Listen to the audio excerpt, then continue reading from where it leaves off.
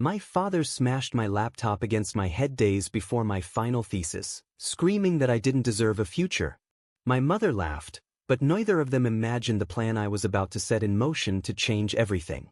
My name is Savannah, I'm 24, and I had worked on that thesis for 18 months. Blood ran down my temple as my father, Earl, watched me with his face contorted with rage. I never imagined my academic journey would end like this. I grew up in Millbrook, a small industrial town where the factory whistle marked the rhythm of life more faithfully than any clock.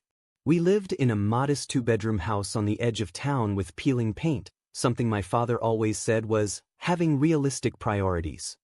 Earl worked at the steel mill for 27 years. His rough hands and perpetual frown were the result of what he called real work. For him, education was a frivolous pursuit reserved for weak people who didn't know how to earn a living. My mother, Linda, worked part-time at the local diner when she wasn't busy keeping the house exactly as he demanded. She learned early on that contradicting him only brought days of icy silence or explosive arguments. Over time, she became his echo, repeating his opinions to avoid becoming his target. Sometimes she even joined his mocking of my interest in studying, laughing nervously to protect herself.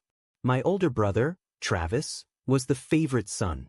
He dropped out of school in his penultimate year to work alongside my father at the steel mill. Now that's a true McAllister, my father would proudly proclaim at family gatherings, patting him on the back. None of that book nonsense, just honest work. Travis absorbed that mindset and imitated it in everything. By 20, he had his own apartment and a steady salary. For my parents, that was the peak of success. I, however, discovered very early that I loved to learn. Words fascinated me, numbers hid secrets I wanted to decipher. I could spend hours doing science experiments in the kitchen until my father burst in, demanding that I stop wasting food on nonsense. In third grade, my teacher, Mrs. Ramirez, was the first to notice. Savannah has exceptional analytical skills, she told my parents during a mandatory meeting. My father looked at the wall, my mother politely nodded, and they forgot her words before reaching the car. In fifth grade, I won the district spelling bee and appeared in the local newspaper with my certificate in hand. My parents did not attend. I had to work overtime, my father claimed, although later I heard him tell Travis it was absurd to celebrate knowing how to spell words anyone can look up in a dictionary. In seventh grade, my project on water quality in local streams won state recognition. The principal personally called home with the news. My mother replied with a dry, "That's good," as if talking about the weather. When I asked if they would take me to the state competition, 2 hours away, my father sneered. "We're not going to waste gas so you can play scientist. That doesn't put food on the table." High school became my refuge. I joined every academic club and stayed at school until the very last minute before going home. My English teacher, Mr. Carter, lent me books from his personal collection. "Your mind is exceptional, Savannah. Don't let anyone dim your light," he once told me. My math teacher, Ms. Torres, stayed with me after classes to prepare me for advanced exams. "College will open doors you can't even imagine now," she encouraged me. When I was named valedictorian, the principal called my parents to invite them to the ceremony. They didn't go. My father had planned a fishing trip with Travis, and my mother said she had a migraine.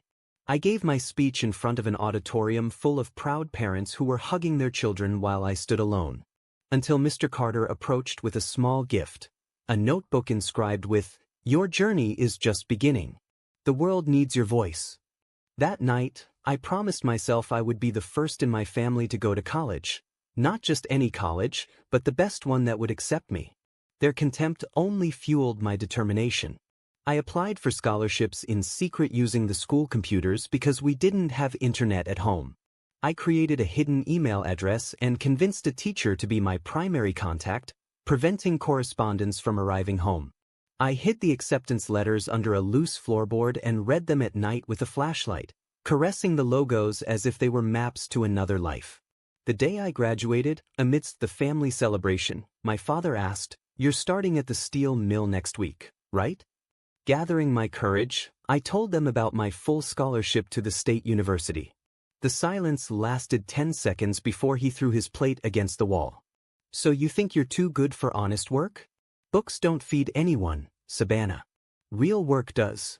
My mother avoided looking at me, and Travis laughed. I always knew she was weird. That night I packed what little I had. I knew I was burning a bridge, but everything I put in my suitcase was a piece of me they never acknowledged. The first day of university orientation was like landing on another planet. Entire families unloaded cars full of dorm supplies. Mothers made beds, and fathers assembled furniture. I arrived alone, on a Greyhound bus with one suitcase and a backpack containing all my belongings. The scholarship covered tuition and basic accommodation, but nothing else. No extra money, no computer, no extra clothes or supplies. Will your parents be coming later? Asked my roommate, Jasmine, while her mother organized the closet and her father installed a refrigerator they had bought her as a surprise. They have to work, I lied. It was the first of many lies I would tell over the next 4 years. The truth was too complicated and painful to explain to people whose parents hugged them with pride before leaving. That first semester was the hardest. Without my own computer. Spent hours in the computer lab writing papers while other students worked comfortably from their rooms. The financial aid office got me a part-time job in the campus cafeteria. However, the hours were limited, and the salary barely covered the essentials. To compensate, I got a second job as a waitress at a small restaurant near the university, working nights and weekends while trying to maintain the GPA required to keep my scholarship. 3 weeks into October, my fragile budget collapsed when I contracted strep throat. The clinic visit and antibiotics consumed my meager savings. With no alternatives, I swallowed my pride and called home. My mother answered with a cautious tone from the first moment. "Is everything all right?" she asked, though what she really meant was, "Have you given up on this college nonsense yet?" "I came up a little short on money this month," I explained. "I got sick and had medical expenses. I wanted to know if you could lend me even $100 until my next paycheck." The silence dragged on before my father took the phone. **** Money problems so soon. Welcome to the real world, Miss College Student.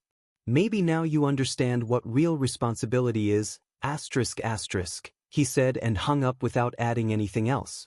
That same night, I slept for the first time in my car, unable to afford both the medication and my share of the dorm utilities.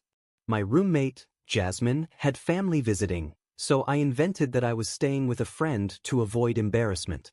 For 2 weeks, I alternated between the back seat of my old 15-year-old Honda and the 24-hour campus library. I showered in the gym before classes. No one noticed. I became invisible, just another exhausted student among thousands.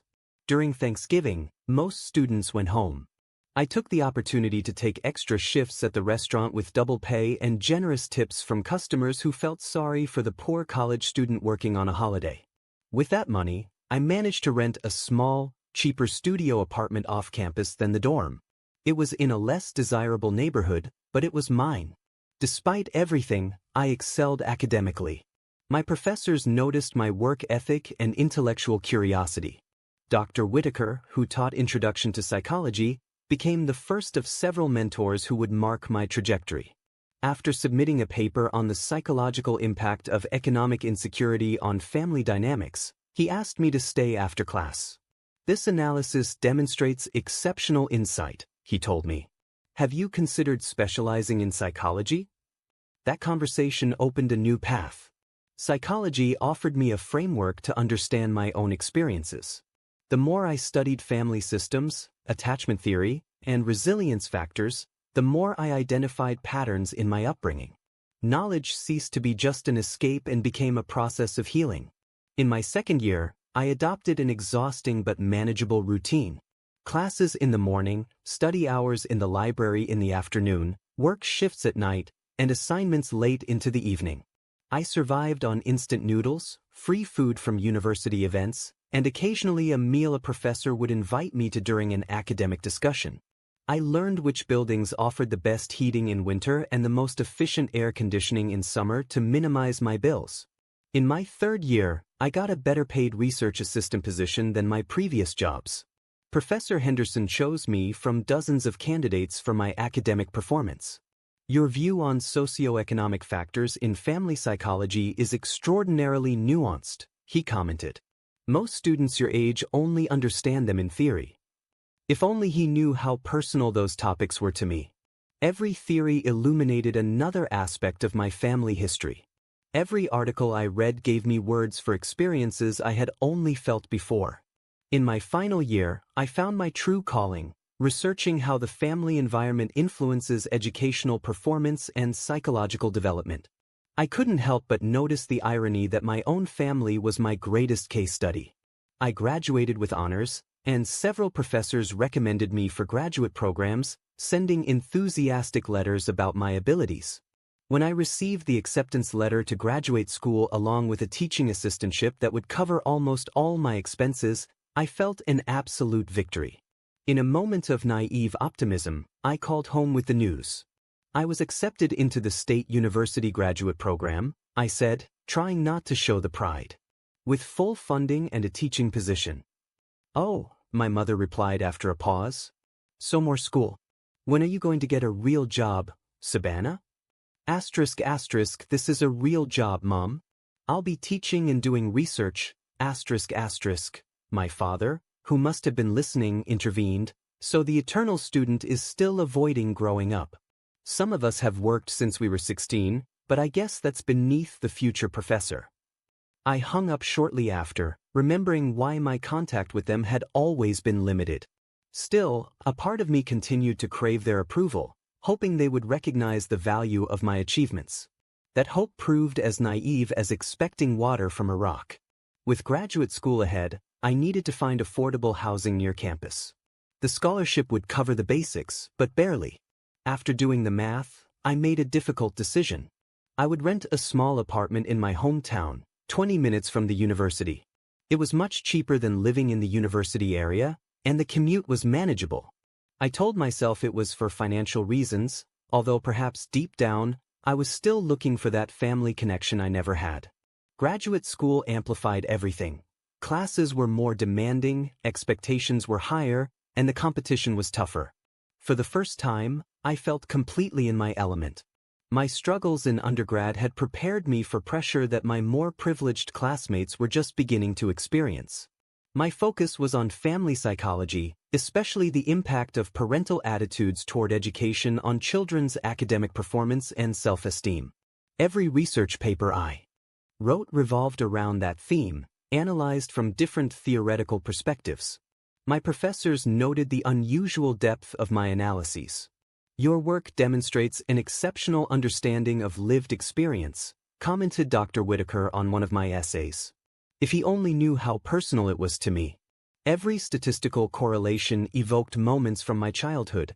Every case study reflected fragments of my own story.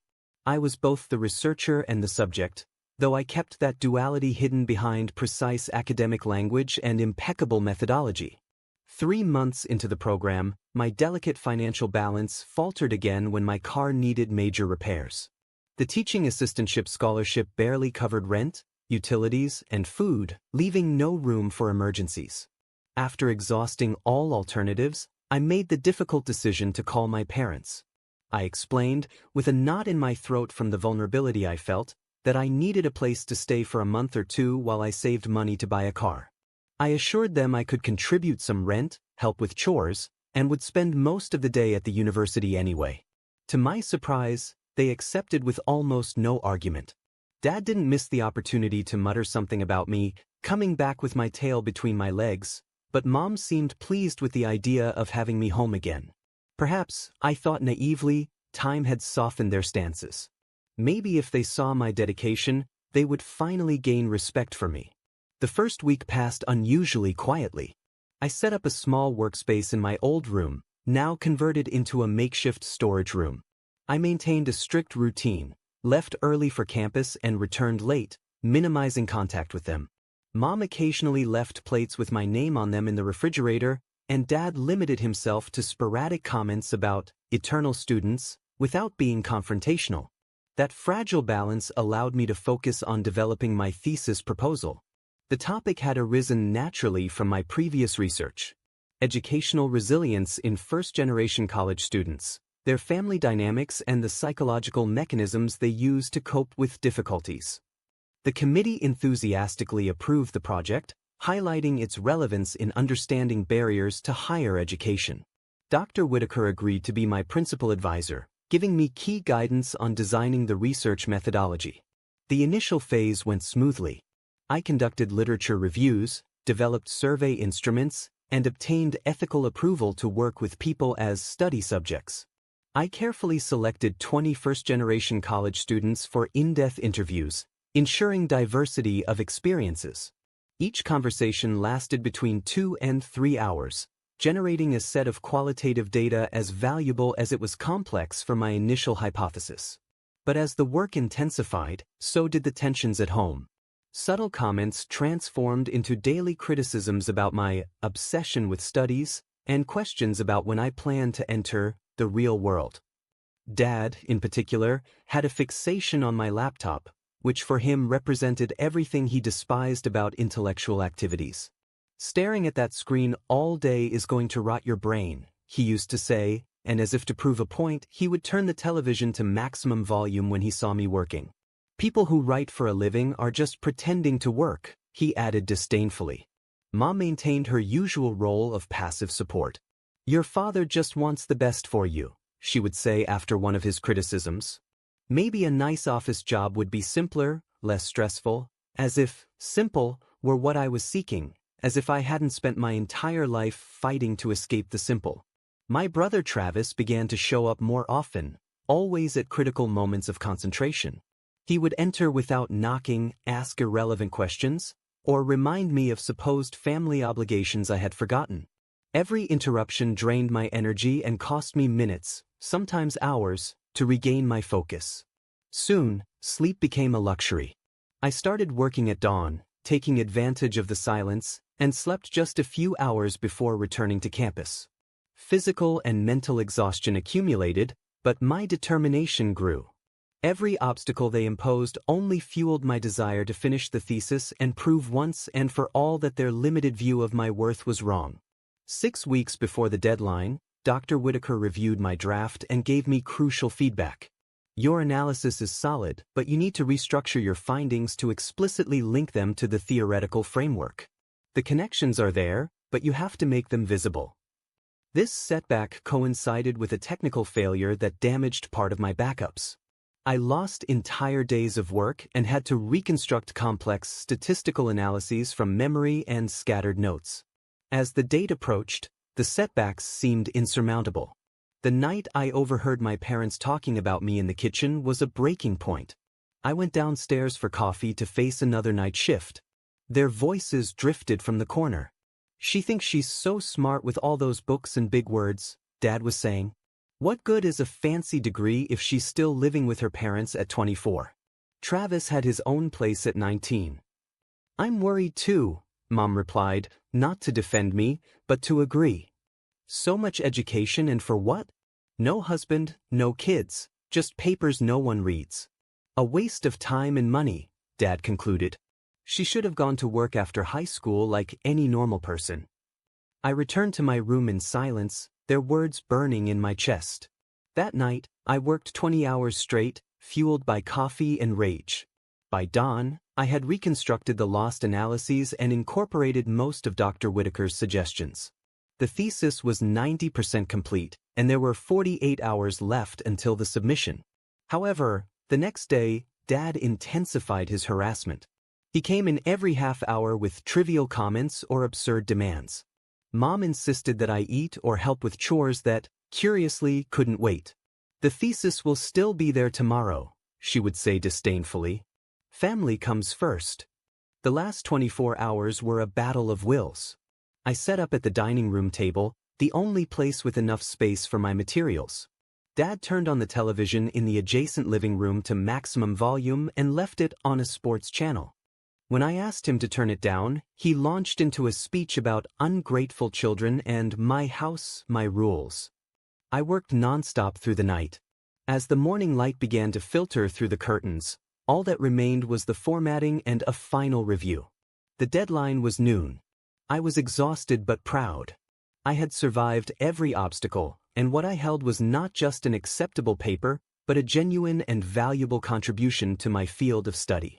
For the first time in weeks, I allowed a glimmer of pride to wash over me, until Dad walked into the dining room with a cup of coffee in his hand. That moment, on the day of my final submission, would change everything. The house was silent as I slipped into the kitchen to pour myself the 5th cup of coffee. The microwave's digital clock read 7:06 a.m. Less than 5 hours separated me from the noon deadline. All that remained was the final review, adjusting the reference formatting to academic standards, and preparing the entire package for submission. If nothing went wrong, I would finish with time to spare. The night before, I had set up my makeshift workspace at the dining room table after my father decided to appropriate the living room to watch a basketball game at maximum volume. My notes and references were carefully distributed in piles, each corresponding to a different section of the thesis.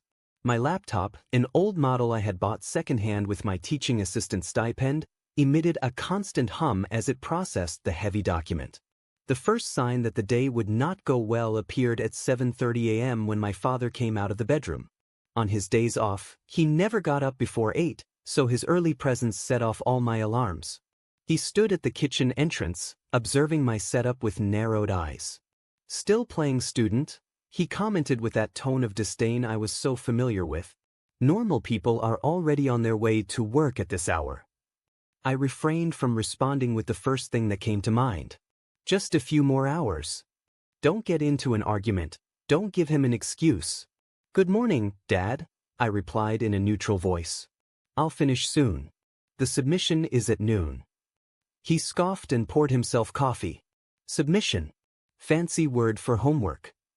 At your age, I was already supporting a family." It was a phrase I had heard hundreds of times, and today it barely affected me. I continued reviewing the methodology section. At that moment, my mother appeared, her hair still in rollers, and surveyed the table with a frown. "So many papers everywhere. We have to set the table for breakfast." "I only need a few more hours," I said, trying not to let the urgency in my voice escape. "This is due today. It's the result of 2 years of work." "Work?" My father intervened from the kitchen. "That's not work. Work is carrying steel beams in 100-degree heat." My mother placed a hand on my shoulder, a gesture that anyone would find kind, but which I recognized as pressure to yield. "You could take a break and have breakfast with us. We hardly see you." The irony was obvious.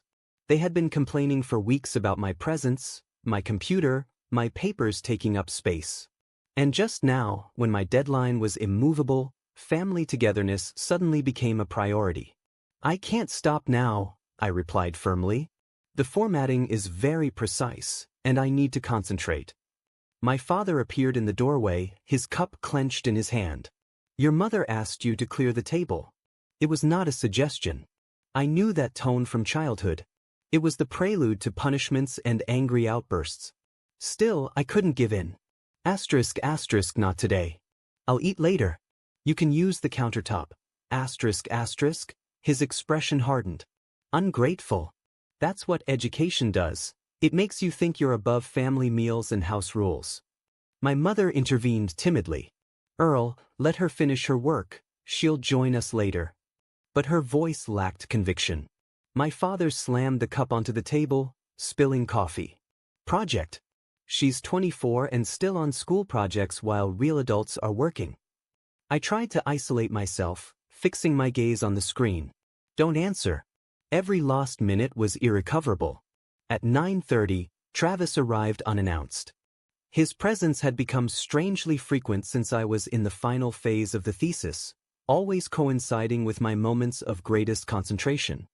He entered without knocking, his voice booming like thunder. "Family breakfast. Mom said you were cooking, Dad," he announced, dropping his keys loudly onto the countertop. He peered at my computer. "Still typing that paper?"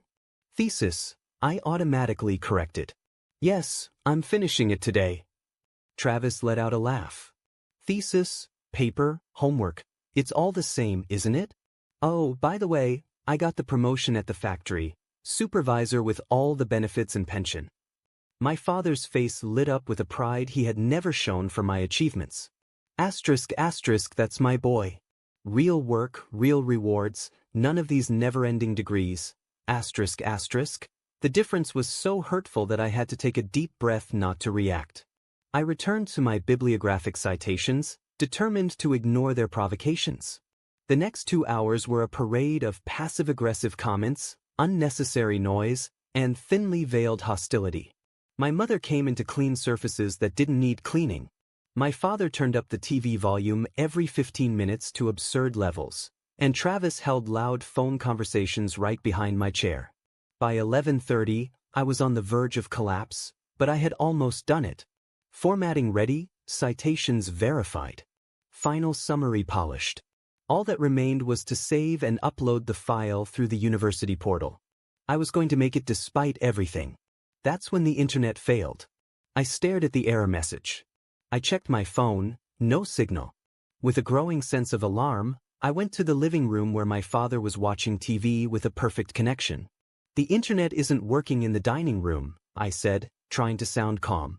I have to submit the thesis in the next 30 minutes. Can you check the router? Without looking away from the screen, he replied, "It's working fine for me." "There's no connection on my laptop or phone," I insisted. "Please, it's urgent." He slowly turned toward me with an inscrutable expression. Asterisk, asterisk, funny how emergencies always pop up when it concerns your school. You never have technical problems when your mother needs help with chores. Asterisk, asterisk, suspicion immediately hit me. Did you do something to the internet? A slight smile played on his lips. My house, my connection. Maybe I activated parental controls. Maybe the dining room is now a computer-free zone. I felt the blood rush to my face. 18 months of work, countless sleepless nights. My entire graduate degree at risk because of a petty maneuver. I need to submit this thesis, I said, my voice trembling from holding back. It's my future. He let out a humorless laugh. Your future? What a joke. He stood up, towering over me. What future does studying nonstop give you? Travis has a house, a promotion, a real life. And what do you have? A stack of papers no one will read and student debt. My father's voice echoed through the house when my mother appeared in the doorway, drawn by the escalating tension. She said nothing, didn't even try to stop him. Her silence was clear approval of what was happening. I need to send this now, I repeated, moving toward the shelf where the router was. I'm going to restart the connection myself. I didn't get to touch it. His hands seized my arm with a force that made me hurt. In my house, you don't touch anything without permission, he growled. Let go of me, I demanded, pulling away from his grip. This is absurd. I just need 5 minutes of internet to submit my work. Work? He spat with contempt. You mean your excuse to avoid real responsibilities? That education you brag about that makes you think you're better than us. In that instant, a truth that had been floating inside me for years took shape. This has never been about my studies, I replied, feeling clarity break through. It's always been about your insecurity. You're bothered that I chose a different path. His face hardened, contorted by fury. Ungrateful, he began to say. And then I committed the worst sin that could be committed in our house. I interrupted him. I'm not ungrateful, I'm ambitious, determined, and I won't let you sabotage my future just because you don't understand it. I turned to head for the dining room and grab my laptop.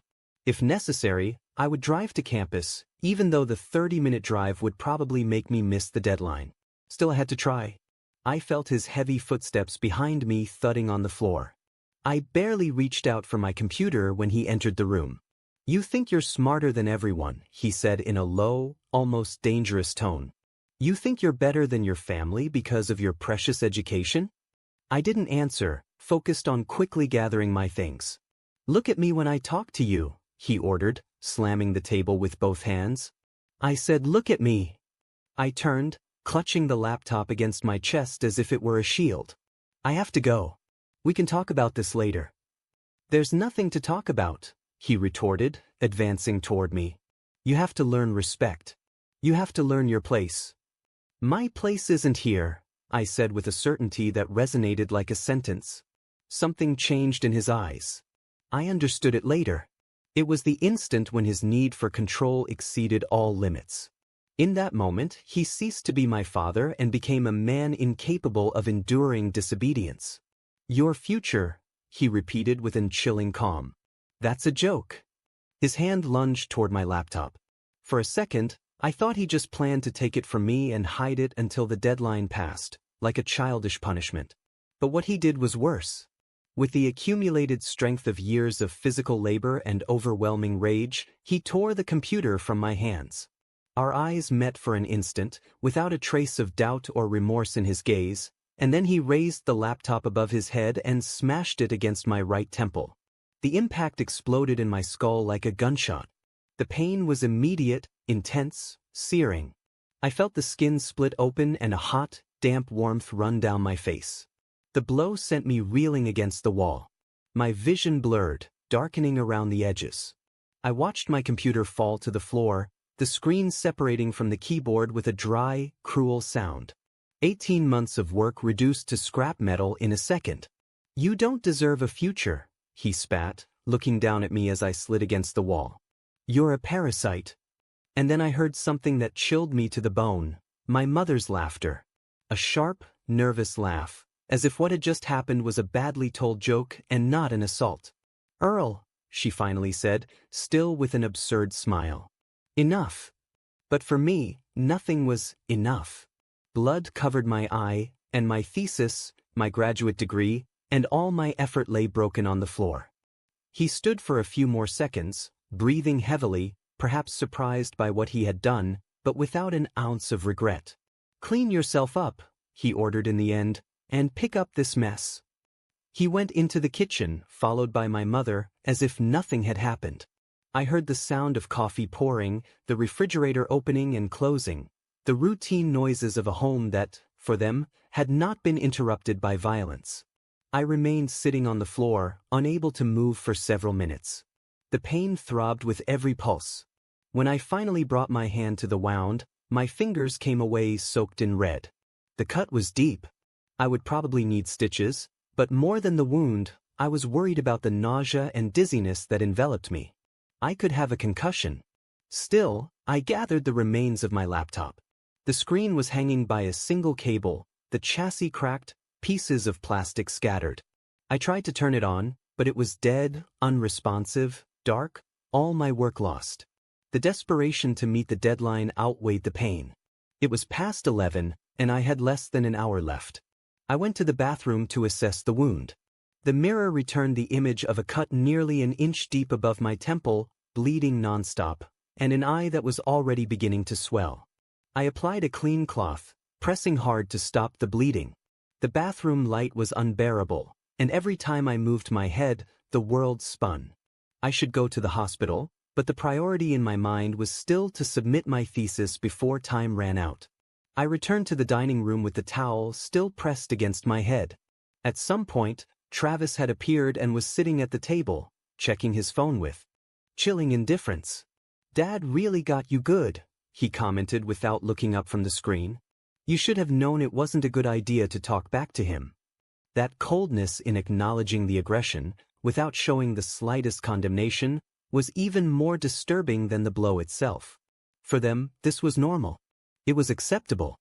"I need to recover my thesis files from this computer," I said, ignoring his comment. "Do you have a computer I can use? I have to send it before noon." Travis let out a brief laugh, as if what I had just said were absurd. "You're still worried about homework after Dad almost sent you to the hospital? Your priorities are messed up, sis." Pleading crept into my own voice, but I was desperate enough to beg. "Please, it's my graduate thesis, everything I've worked for. I just need to access the files." He finally looked up and shrugged. "Sorry, I left my laptop at home. Besides, that thing is toast. There's no way you're recovering anything." I knew he was right. The damage was irreparable. Still I had to try. With trembling hands, I put the remains of the computer into my bag. Blood was still soaking the towel, but I didn't have time to treat the wound. I needed to get out of there. As I prepared to leave, my mother appeared in the doorway. Where do you think you're going? She asked, as if surprised that an injured adult would seek medical attention. To the hospital and then to the university, I replied, avoiding looking at her. I couldn't face the image of the woman who had laughed while I bled. Your father is still upset, she said in a lower tone. You should wait for him to calm down. Apologize for provoking him. Her suggestion hit me like a second assault. Apologize? For what? For wanting to study? For expecting a minimum of respect? For receiving a blow that almost knocked me unconscious? I'm not apologizing, and I'm not staying here another minute. **, don't exaggerate, Sabana. It was just a little argument that got out of hand. Families have disagreements, **. This wasn't a disagreement, Mom. It was an assault. Her expression hardened. You're being ridiculous. Your father would never do something like that. He just did, I replied, pointing to my bloody head. Look at me. Look what he did. She observed my wound as if it were something insignificant. **, you probably need a few stitches. I can take you to the clinic after lunch. **, after lunch. As if we were talking about a simple inconvenience and not an assault that could ruin my academic future. I'm leaving, I repeated, gathering my things, and I'm not coming back. Earl's voice resonated from the living room. **, if you cross that door, don't come back. Ungrateful children don't get second chances in this house. **, my mother gave me a look that combined pleading and reproach. Look what you've caused. Just apologize and everything will be resolved. In that instant, I understood with devastating clarity the dynamic that had governed my life. The aggressor and the enabler, working together to maintain control through fear and manipulation. I had tried to escape since childhood but was always tethered by a useless hope of receiving affection. No more, I murmured. Goodbye, Mom. You'll regret this, she shouted as I headed for the exit. When your great education leaves you alone, without family, you'll regret choosing books over blood. I didn't answer. There was nothing left to say. I clutched the remains of my laptop to my chest, with blood still streaming down my face, and crossed the threshold toward a blinding light that illuminated a future that had just been shattered. Dizziness hit me as soon as I reached the car. The symptoms of a possible concussion were worsening, and I could barely concentrate. I sat behind the wheel, trying to order my thoughts amidst the pain, the open wound, the deadline, and the destroyed equipment. Everything was collapsing at once. I looked at the clock. 11:40 a.m. There was no way to get to the university before noon or recover the files. Nor could I request an extension without proof of the emergency. My final project was slipping through my fingers as blood continued to stain the cloth I pressed against my temple. For the first time in my life, I had no plan, no backup strategy, no clear path. Still, I started the engine and drove away from the house where I had endured 2 decades of humiliation and emotional abuse, now crowned by an unforgivable act of violence. I didn't know where I was going, but I was sure I wouldn't return. Whatever came, I would face it without the chains of their toxic expectations. Blood may be thicker than water, but it should never be spilled by the hands of those who claim to love you. I drove aimlessly for about 20 minutes until pain and exhaustion forced me to stop. I parked at Riverview Park, under the shade of a large oak tree.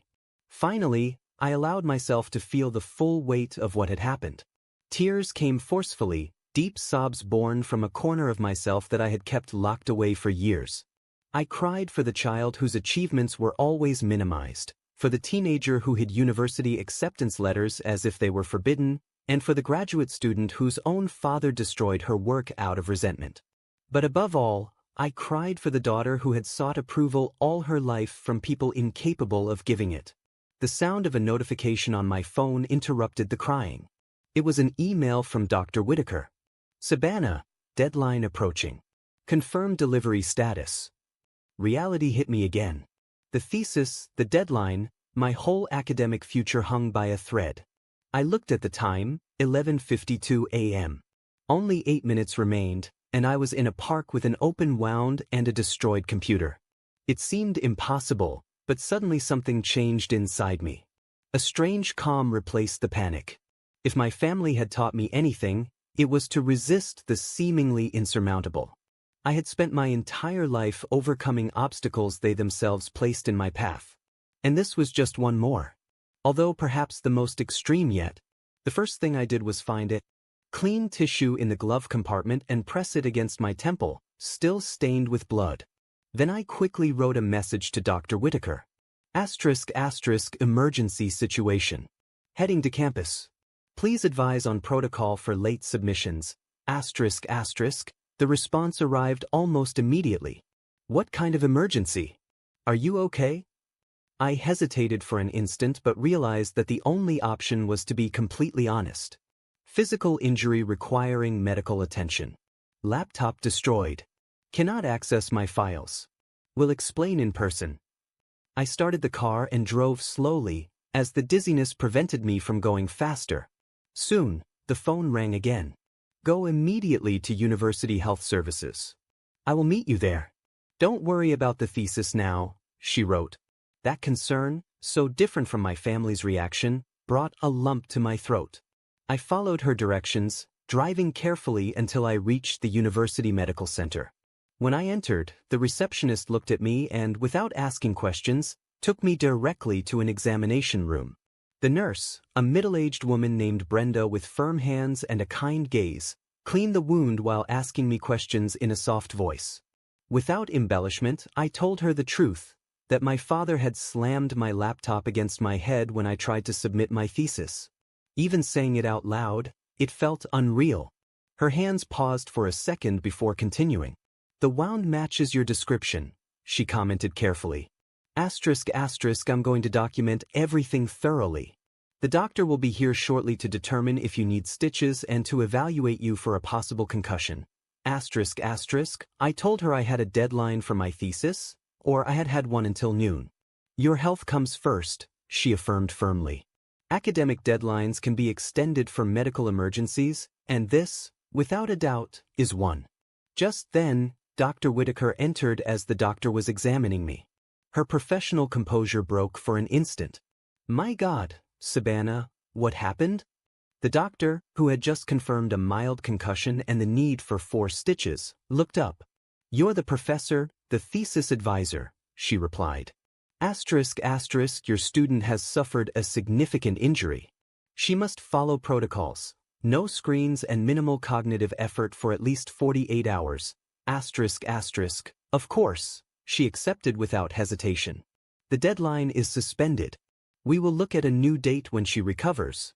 While the doctor prepared the material for suturing, Dr. Whitaker pulled up a chair and sat next to me.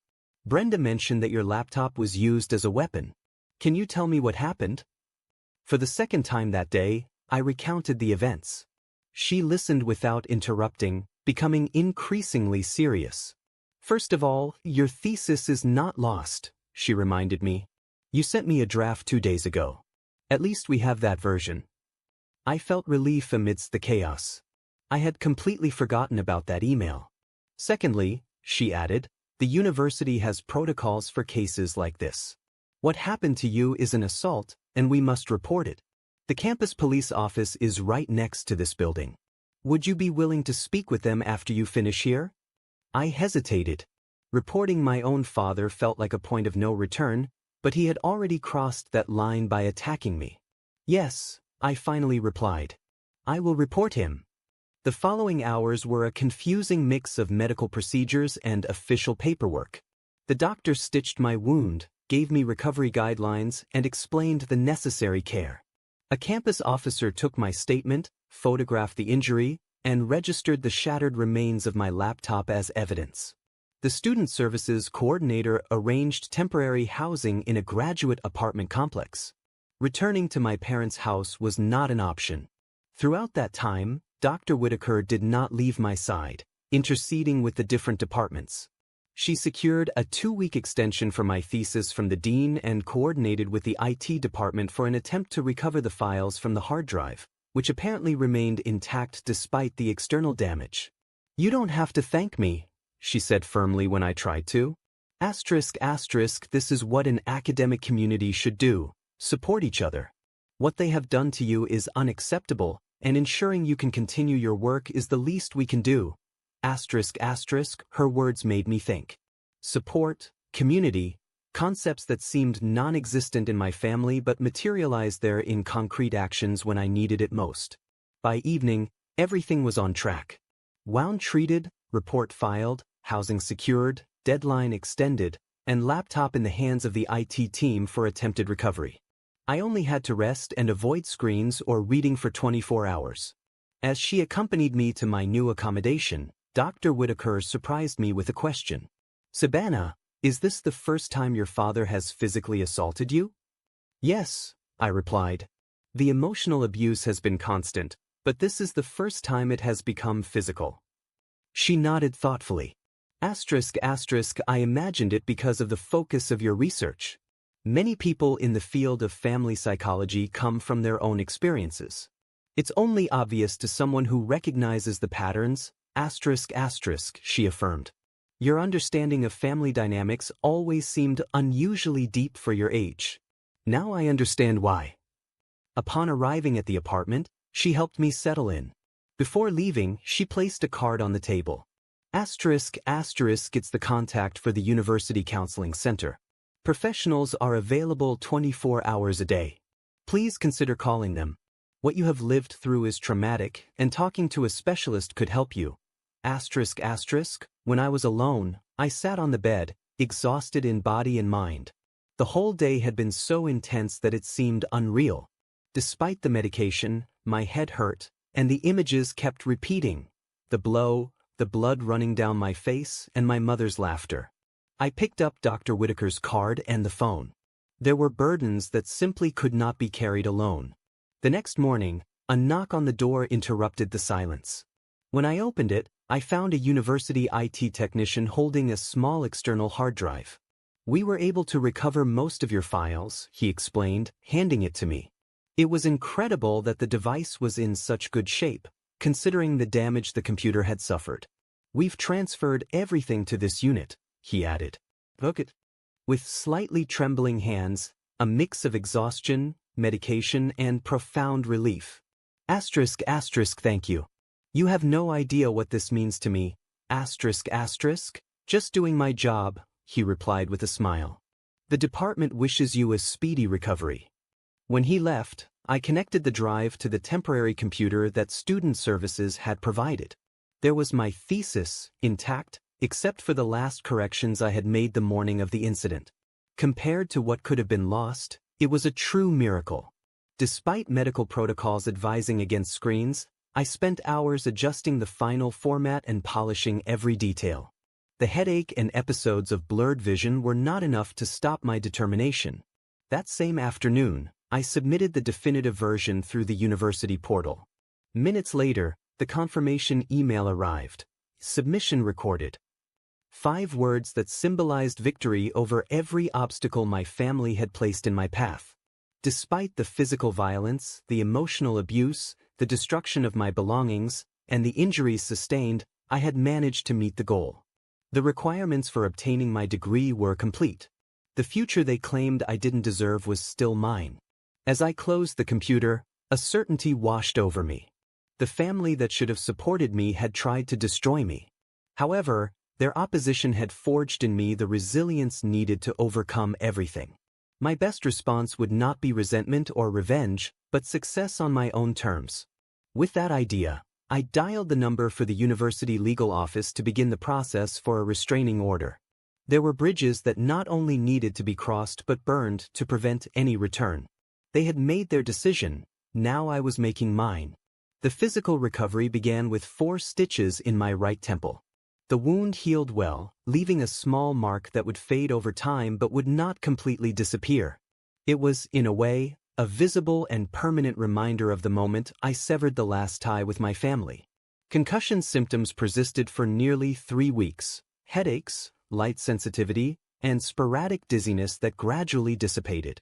University Medical Services monitored my progress with weekly appointments, while the counseling center became part of my routine with 2 sessions a week. There, I processed not only the attack but also a lifetime of emotional abuse. My thesis defense was rescheduled a month later to give me time to recover. On the appointed day, I presented myself to the committee with a confidence born of having survived the worst and moving forward. The questions were demanding but fair, and my answers were clear and well-founded. At the conclusion, Dr. Whitaker announced what I barely dared to hope for, the highest distinction, by unanimous decision. Those words resonated in my mind as I crossed the campus. After everything, I had not only achieved my goal but had done so with excellence. External validation was valuable, but nothing compared to the internal certainty that I had persevered under extreme circumstances. The restraining order against my parents was approved without opposition. They did not appear at the hearing, sending only a brief statement through their lawyer, claiming that I had always been prone to exaggeration. The judge reviewed the medical reports, the police report, and the photographs of my injuries before calling their response troubling for minimizing a proven assault. The ruling granted the order for the maximum time allowed, with an option for renewal. As spring turned into summer, I received unexpected news. The university had a vacancy for a research assistant with a modest scholarship and campus housing for the next academic cycle. The recommendation came from Dr. Whitaker. "Your thesis has sparked interest among several professors," she told me. "The analysis of family dynamics, educational resilience, and the experiences of first-generation students is increasingly relevant to our goals. We want you to continue and expand this research." It was a perfect opportunity to remain in an academic environment that had given me support and purpose while consolidating my independence. I accepted immediately. 2 months after the assault, already settled in my new campus apartment and adapted to my role as a researcher, an unexpected visitor appeared at my office door. Travis, my brother, stood in the hallway with a mixture of insecurity and firmness. "Can we talk?" he asked, without his usual challenging tone. I instinctively brought my hand to the scar on my temple. "Depends on what you want to say." He seemed uncomfortable with my gesture. "I'm not here to defend them.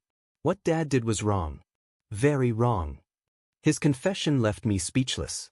Travis had always been our father's voice, amplifying every criticism and disparaging my decisions. "They told everyone you fell and hit your head on the table," he continued. "But I saw the broken computer. I know what happened." He lowered his gaze.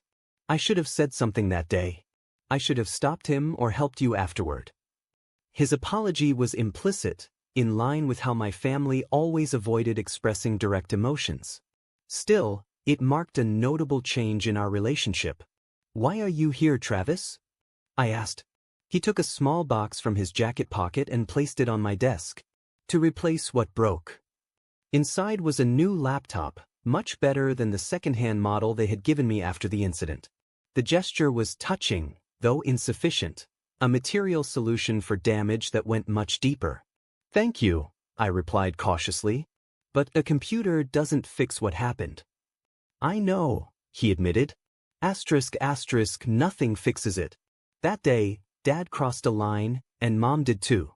With her reaction, he paused, searching for words.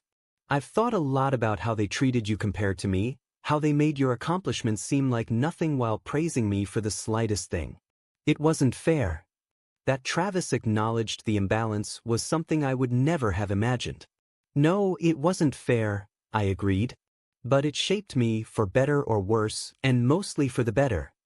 He looked around my office with an expression that seemed like genuine admiration. I had managed to get there despite them, perhaps in a strange sense, even because of them. That observation took me by surprise. Perhaps he was more perceptive than I had thought. "Will you keep in touch?" he asked as he prepared to leave. "Not with them, just with me. I'd like to know how you're doing." I reflected on his request. Travis had been part of the family dynamic that ended in violence, but he was also a product of that same environment, shaped by the same forces that had nearly destroyed me. "We can try," I replied cautiously. It was a small opening, but a significant one. For the first time, I had the capacity to rebuild certain family ties on my own terms, something I had never been able to do before. Over time, my research position transformed into a more stable role. I began to incorporate my personal experiences into support programs for first-generation college students from difficult family backgrounds. Without going into traumatic details, I could connect with those facing similar obstacles: parental disapproval, lack of support, or even direct actions to sabotage their academic goals. Your family's resistance to your education speaks more about their insecurities than your decisions, I used to tell them. Your pursuit of knowledge challenges the established order, questions their way of seeing the world, and sometimes reminds them of opportunities they didn't have or choices they regret not making. That approach helped many stop personalizing the rejection, understanding it as a systemic issue and not a personal failure. Being able to turn my pain into support for others became the most unexpected gift of my journey. A year after the assault, I received an invitation to present my research at a national conference on educational equity. Stepping up to the podium before hundreds of educators and researchers, I experienced a profound sense of vindication. The path my father had literally tried to violently push me away from had led me to professional recognition, purposeful work, and a community that valued what my family had despised. Educational resilience not only involves persisting despite socioeconomic barriers, I explained during my presentation, but also maintaining self-belief when the people who should be your greatest support become your main obstacles. For many first-generation students, the greatest achievement is not obtaining the degree, but the psychological strength required to achieve it, against the active disapproval of those whose approval they most long for. The standing ovation was gratifying, but the true reward came afterward, during the networking session, when several students approached to tell me how my approach had helped them understand their own family dynamics. I had transformed my personal trauma into knowledge useful for others. There was no more complete victory against the narrative my parents had wanted to impose on me. As for them, maintaining distance proved to be the healthiest decision. Occasionally, Travis gave me updates. They remained the same, minimizing the assault as a simple misunderstanding and portraying themselves as victims of an ungrateful daughter. That inability to acknowledge reality confirmed that my distance was the right choice.